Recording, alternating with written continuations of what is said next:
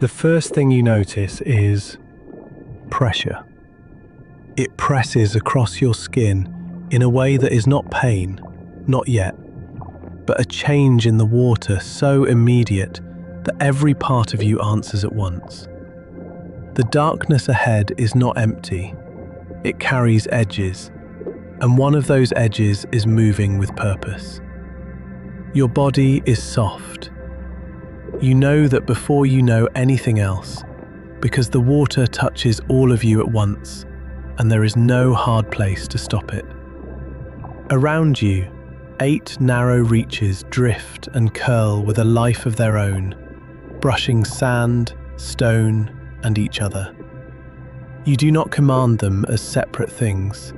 They are part of the same attention that notices the pressure behind you. Then the water shifts again. Bigger now. Faster. You pull inward, and the shape of yourself becomes clearer by resistance. There is a central weight to you, a living chamber that takes in the sea and gives it back. With the movement, you feel your body gather and release, as if you were built for sudden decisions rather than steady ones. The arms are not just limbs. They taste the world while they touch it. One grazes rock and finds roughness.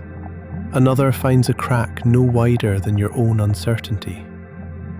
The skin along your body answers before thought does, changing color in pulses that do not feel like color exactly, but like becoming more like the stone, the shadow, the patch of broken reef beneath you.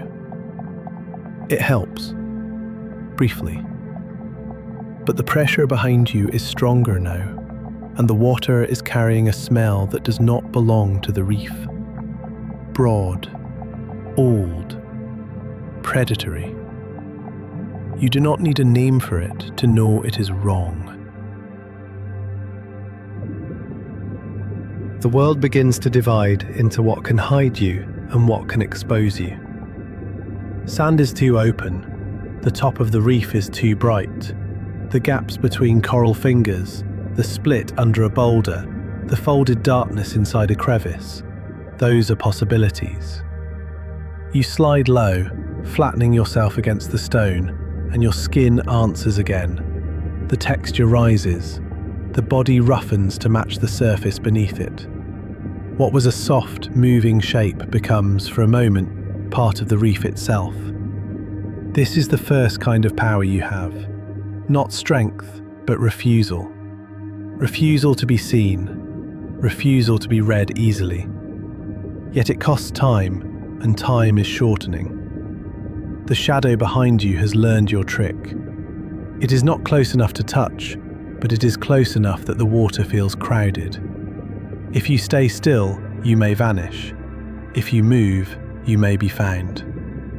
Then the reef opens ahead into a narrow slit, and you understand something without words.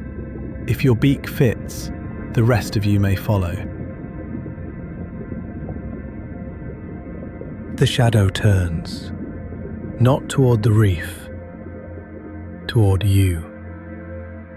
The water changes shape around the impact of its approach, and your body reacts before your mind can form anything like a plan. One arm folds into the crack, another follows. For a heartbeat, the stone holds you. Then the pressure reaches the edge of your shelter, and there is no more pretending. You are seen. Now, concealment is not enough. You have learned that your body can disappear, but not always quickly enough. So you spend your oldest defense. Something bursts from your body into the water behind you, dark, dense, immediate. It blooms like a false wound in the sea, a cloud where your shape was a moment ago. The threat lunges into confusion, not because it understands fear, but because the world no longer agrees with what it expected to bite. At the same time, your mantle contracts. Water rushes in and is forced out through the siphon in a hard, directional jet. Your body jerks backward, then forward, not gracefully but with desperate force. It is not efficient, it is not elegant, it is escape. One arm trails behind, and for an instant you feel how costly survival can be. Each limb is precious, each movement expensive, each choice made with a body that has no bones and little margin. You squeeze through a gap that seemed too small a moment ago. Your arms pull in, your skin smooths, your colour drains toward the pale underside of stone, and the reef closes around you. The shadow follows the ink, not you. Again you jet, again the water gives way. This is what your body was made to do in crisis, turn the sea itself into distance. At last the pressure weakens, the shadow loses its shape. The reef returns to its ordinary grammar of cracks and currents and distant light. You settle into a shelter so narrow that only softness could enter it.